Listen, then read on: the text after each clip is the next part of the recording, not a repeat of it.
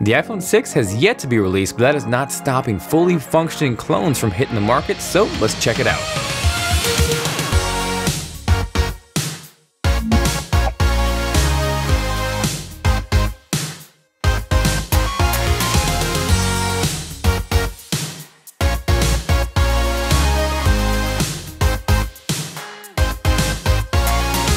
Hey guys, Jonathan here with TLD. Hope you guys are doing well. I am back with a very interesting unboxing to say the least. As many of you guys are aware, we're still about a month, maybe two away from the release of Apple's upcoming iPhone 6, but right here in front of me, I have a fully functional iPhone 6 clone that even says iPhone 6 right smack on the box. Just gotta give it a little shake and bake because this box is fighting me on getting it open, but I really found this interesting because if anybody has seen my good buddy Michael's The Detroit Borgs unboxing, his actually came in an iPhone 5 box, so I was pretty surprised when I saw iPhone 6 stamped on the side. So taking a look at the back, you can see it's very consistent in terms of what we've seen so far compared against the dummy mock-ups that leaked earlier this year. The big difference here being obviously it turns on and it functions. So because of those similarities and a few production parts that have leaked recently, I think it's fairly safe to say that this is essentially what the iPhone 6 will look like, give or take. I also just received a handful of iPhone 6 cases from Spigen, which may or may not add credibility to the whole leak and mock-up design, but regardless, if you guys are interested in checking those out, let me know by hitting that like button.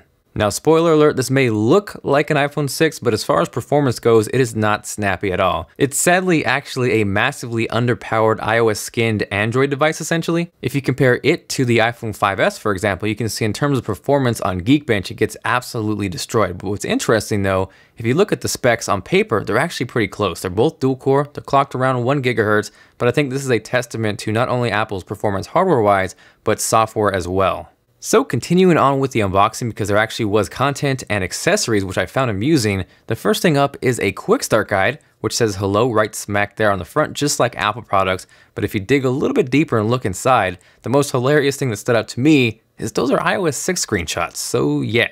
Next up, and I'm willing to bet these aren't authentic, probably less earpods and more white color stereo bass headphone mic volume control remote earphone earpods headset for iPhone, but nevertheless, at least alongside your iPhone 6 clone, you get iPhone 6 earpod clones. Following that, we have the USB wall charger hanging out there wrapped up all nicely and such. This really isn't anything too spectacular, but at the very least, you can charge your iPhone 6 clone. Next up after that is the USB wall charger's PIC, the faux lightning cable, and alongside that is the SIM ejection tool. Now obviously I'm not going to bank on the lightning cable being authentic either, but at the very least it was still pretty cool that they included the entire package like you would get with an iPhone. So now that we've blasted through the unboxing portion, we can dive in and dig a little bit deeper into the clone. I think obviously the biggest noticeable difference aside from the screen size increase is the complete aesthetic change from the iPhone 5S. No longer on the back side will we see those glass portions on the top and the bottom like the iPhone 5S. That will be replaced by what I would assume to be aluminum by the final production model. That is kind of sectioned off by the dual line design on the top and the bottom where presumably the antennas would go, but I think that kind of makes the iPhone 6 design look eerily similar to the HTC One M8, and if you agree or disagree, let me know with a comment down below. One thing I do want to point out that I do not like, and it's been consistent across the dummy mock-ups, is the fact that the camera on the back side of the iPhone 6 clone pops up. So to me, that would make it very vulnerable to scratches, something similar to the iPod Touch. I know it's probably going to be sapphire coated, but at the very least, why would you want to increase chances of damaging one of the most important pieces on your phone? You can also see different aside from the iPhone 5S, the Apple logo on the iPhone 6 clone is actually indented and recessed in there, much like we saw on the iPad mini with Retina display and iPad Air. Now another big difference between these two is the actual power and sleep wake button. On the iPhone 5S, it's located on the top right hand side, whereas the iPhone 6 clone that is located on the actual right side above the SIM card tray. Now because the iPhone 6 will presumably feature a larger 4.7-inch display, I think the power button movement makes sense on a device like this. The volume rockers also look like they're getting some sort of makeover on the iPhone 5S. We have those classic circle Apple volume rockers up and down, but on the iPhone 6 clone, those look very similar to what we see on the iPod Touch again. Now as far as whether I like them, dislike them, I'm kind of neutral, but I definitely say the increased size makes them a little bit easier to hit. So like I said previously, this is a fully functional device, but one big difference between this and the real upcoming iPhone 6 is there is no fingerprint Touch ID reader on this clone. So that of course on this device means you are limited to swiping to unlock your phone. Now when I said this thing was not a performer, I meant it. It is extremely, almost laughable laggy,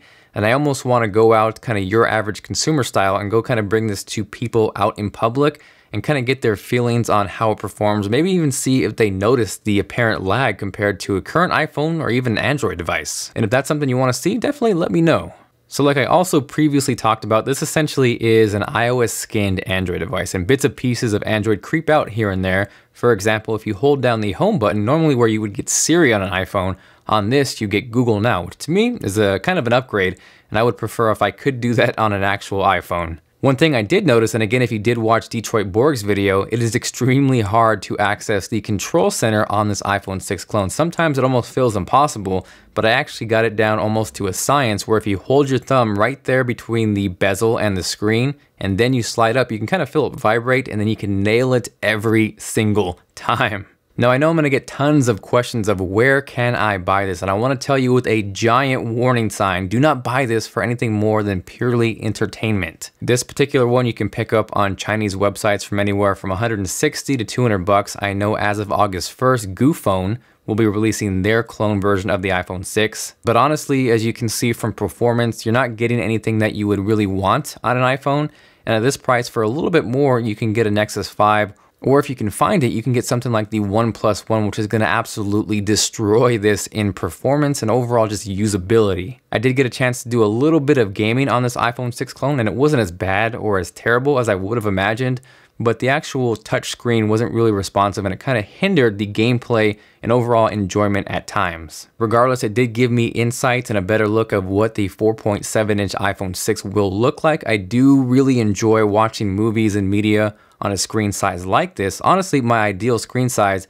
is anywhere between 4.7 and 5.1 inches. So as far as that goes, that is making me look forward to the actual iPhone 6. Now, in case anyone's curious, that right there is The Shield, and I've always been wanting to watch the series. I've heard great things, big fan of Kurt Sutter. Hadn't really made the plunge to buy any DVD sets or buy it online, but I actually recently started catching up and I'm able to watch the entire series with Hulu Plus. I'm sure a lot of you guys are familiar with Hulu, but Hulu Plus is like jumping from that super small 4-inch iPhone 5S display to the upcoming 4.7-inch iPhone 6 display. Also, if you guys weren't aware, in addition to watching shows at your pace, they actually just inked a deal to stream the entire library of South Park, including new episodes. Obviously, it works on your computer, but it also works on your Xbox, your smart TV, your Apple TV, your Roku, and obviously an iPhone 6 clone. Now, this is only $7.99 a month, but for TLD fans, you guys can actually get an extended 14-day free trial by heading over to huluplus.com/TLD. By using that link, it helps the channel out. You guys get an awesome deal and everybody wins. So hopefully you guys enjoyed the video. If you did and you are feeling like being awesome, make sure to hit that like button. It is much appreciated. And of course, in return, you get a virtual high five at your face. After seeing this, are you excited or not excited for the upcoming iPhone 6? Let me know with a comment down below. If you guys have any questions, of course, drop me a line. I do try to reply to as many YouTube comments as possible, but it does get a little bit messy. So the absolute best way to get in contact with me is on Twitter at TLD Today, which is linked below, along with all the gear that I use to make these videos. Aside from that, again, this is Jonathan, and I will see you guys later.